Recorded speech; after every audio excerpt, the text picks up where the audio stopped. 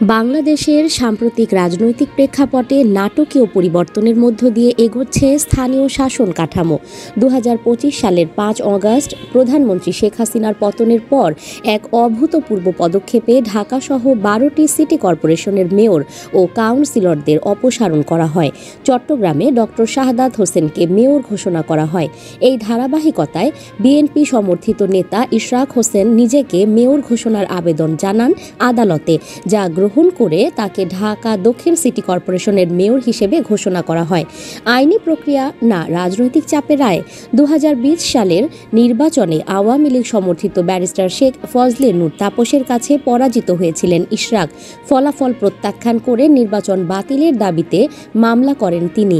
দীর্ঘদিন মামলাটি নিষ্পত্তি না হলেও ২০২৫ সালে নতুন রাজনৈতিক প্রেক্ষাপটে ইশরাক তার মামলা সংশোধনের অনুমতি চান এবং পেয়ে যান।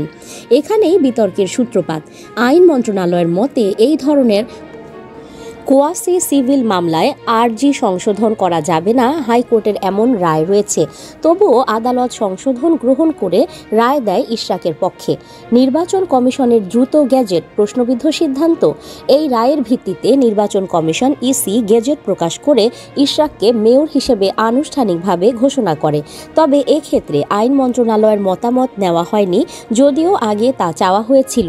বিষয়টি নিয়ে প্রশ্ন উঠেছে ইসির নিরপেক্ষতা ও সিদ্ধান্তের যথার্থতা নিয়ে। আইন বিশেষজ্ঞ ডক্টর আসিফ নজরুল বলেন, নির্বাচন কমিশন একটি স্বায়ত্তশাসিত প্রতিষ্ঠান।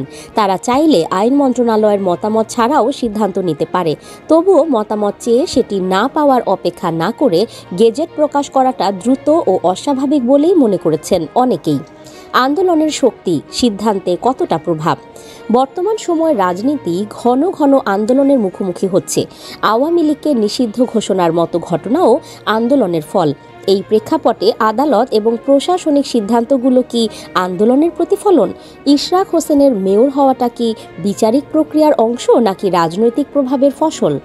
বিশ্লেষকদের মতে বাংলাদেশের রাজনৈতিক বাস্তবতায় আইন, আদালত এবং প্রশাসনিক সিদ্ধান্ত সবকিছুই বর্তমানে আন্দোলন নির্ভর হয়ে পড়েছে।